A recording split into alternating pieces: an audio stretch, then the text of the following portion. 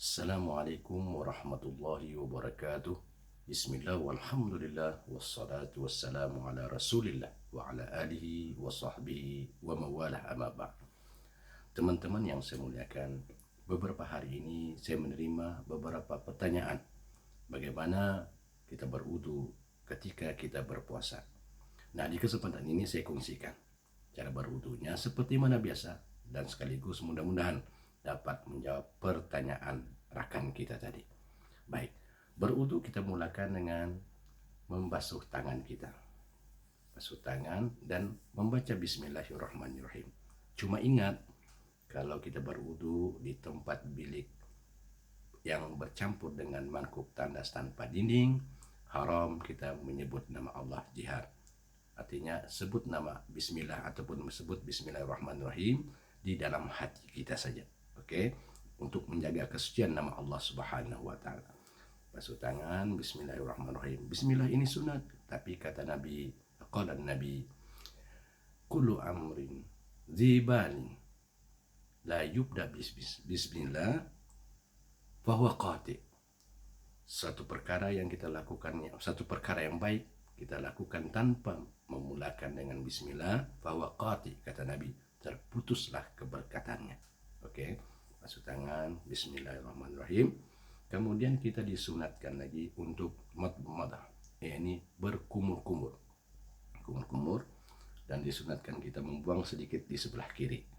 Oke, dan disunatkan lagi kita istinsyaq, ambil air disedut ke hidung kita sampai ke utak kita. Ini bagus untuk oksigen sebenarnya. Cumanya ketika berpuasa kita makruh berlebihan ketika berkumur-kumur dan istinsyaq, menyedut air tadi. Kenapa? Dikhawatiri melepasi pangkal hidung dan leher kita, dan itu akan menyebabkan puasa kita terbatal. Kecuali ketika di luar puasa, kalau kita sedut sampai ke atas kemudian kita hembus balik keluar. Tapi kalau berpuasa makruh hukumnya, takut batal pula puasa kita.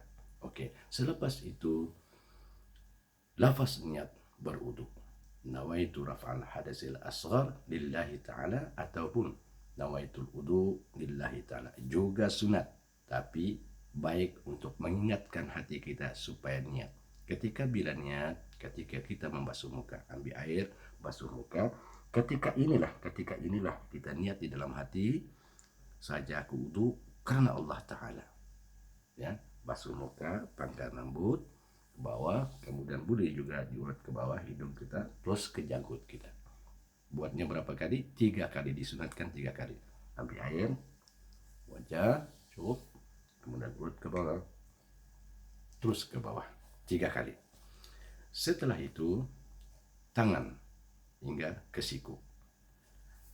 Caranya, sambut air, celah-celahkan, bawa air ke belakang, ke siku kita, terus ke depan. Celah-celah, belakang, ke siku, terus ke depan. Nah, ini disunatkan 3 kali. Dan dimulakan sunat juga, dimulakan sebelah kanan, baru di kiri kita juga 3 kali. Oke, setelah itu kepala. Paling tidak 3 helai rambut. Tapi disunatkan kita membasuh kepala cara begini. Ambil air, usap ke belakang, kemudian balikan ke depan. Ambil air ke belakang, ke depan. Berapa kali? 3 kali juga. Ini sunat, tapi jangan diremehkan walaupun sunat. Kemudian telinga.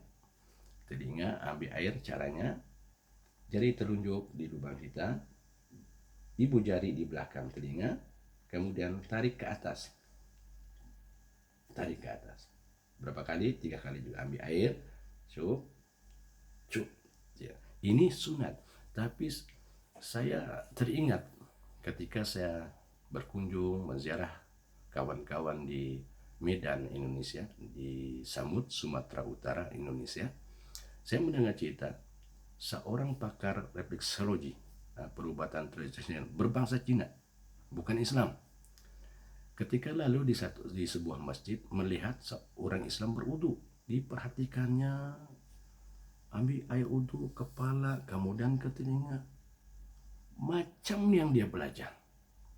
Singkat cerita, dengan berudu saja yang pakar urat saraf tadi, obat urat saraf tadi, masuk Islam karena berudu ketika itu yang sunat saja. Subhanallah. Maka dengan sebab itu jangan diremehkan, jangan ditinggalkan yang sunat-sunat dalam berudu, yang menjadi sunnah Nabi kita alaihi salatu wassalam.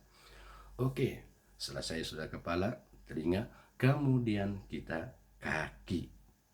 Kaki sampai ke buku lali ataupun mata kaki.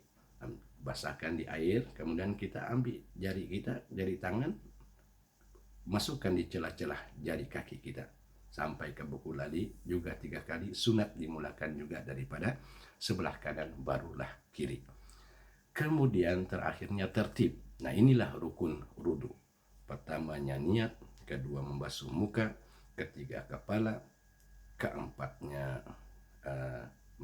pertamanya niat, keduanya muka, ketiganya tangan hingga ke siku, keempat kepala, kelima kaki, dan keenamnya tertib. Tertib maksudnya berurutan, jangan kaki dulu baru niat. Nah, perlu diingat juga sebelum saya terlupa, waktu membasuh muka jangan ditampar-tamparkan air ke muka kita. Haram. Sebab apa? Wajah kita ini mulia, suci, jangan diperlakukan sedemikian.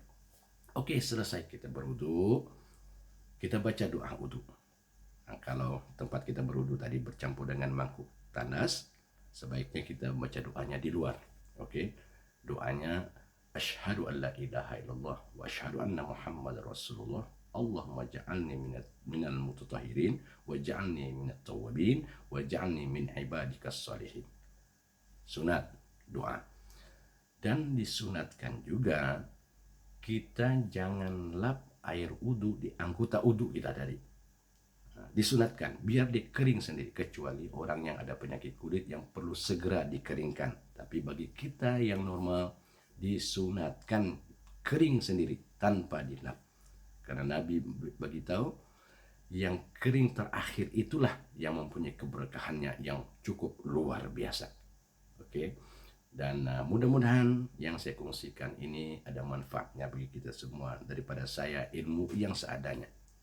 Apa yang saya harapkan, kalau sudi tolong like and share, dan jangan lupa subscribe channel saya di YouTube Malay Adi Malay Ahmad. Di sana saya kongsikan tazkirah pendek.